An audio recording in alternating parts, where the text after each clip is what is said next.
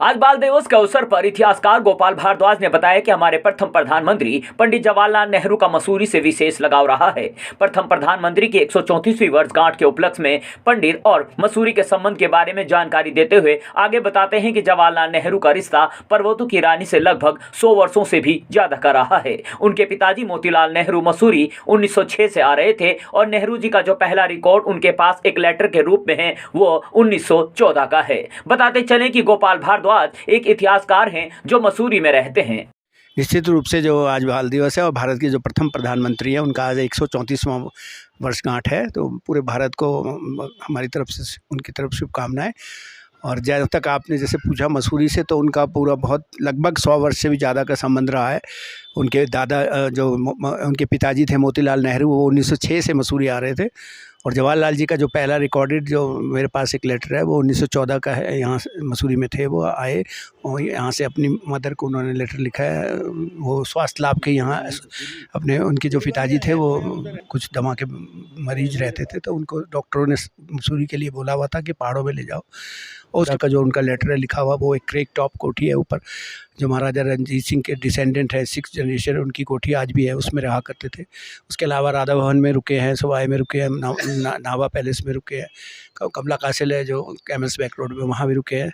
तो वो तो अपने जीवन में लगभग 50-60 वर्ष बार मसूरी आए होंगे। और उन्होंने अपनी ऑटोबायोग्राफी में भी लिखा है कि मेरे को शिमला से ज़्यादा मसूरी अच्छी लगती है। और मसूरी में उनकी बहनें हैं, उनके बच्चे यहाँ वुडस्टॉक में पढ़े हैं, विजय लक्ष्मी पंडित के।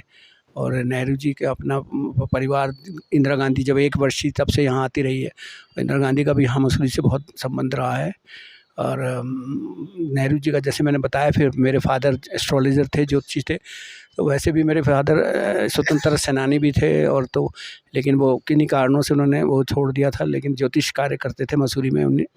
तो उस सिलसिले में वो मेरे फादर से 2-3 बार मिले हैं, और मेरे फादर ने उनका हॉरोस्कोप बनाया और जन्मपत्री बनाई है उनकी, और उनके बारे में बताया जो उनका भविष्य था। और उसके बाद में उन्होंने पर्सनल मेरे फादर से पत्र वो व्यवहार करते रहते थे, जिसमें आप देख सकते हैं। ये मेरे पास उनके 2-3 लेटर हैं जो उनके व्यक्तिगत उन्होंने मेरे फादर को लिखा है। जब मेरे फादर ने उनका हॉरोस्कोप बनाया था तो उन्होंने उसको एक्नॉलेज किया, खुद साइन करके। ये लेटर, कई लेटर्स हैं वो मेरे दूसरे ब्रदर्स के पास हैं, कई लेटर्स थे। और नेहरू जी को घोड़सवारी का बहुत शौक़ था, और यहाँ मसूरी में एक घोड़े वाला यहाँ रहता था, उसको वो नाम से बुलाते थे। यहाँ नैनबाग साइड का था, धर्मदास उसका नाम था, मैंने भी उसको देखा।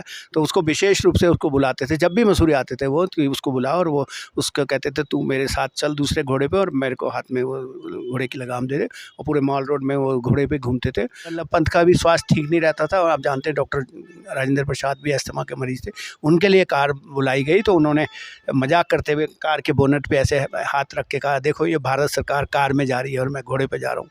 मतलब आप इसी से अंदाज़ा लगा सकते कितने महान व्यक्ति थे वो, कि आज तो माल रोड में कोई किसी से पूछता भी नहीं, गाड़ियाँ ऐसे लोग घुमाते रहते हैं।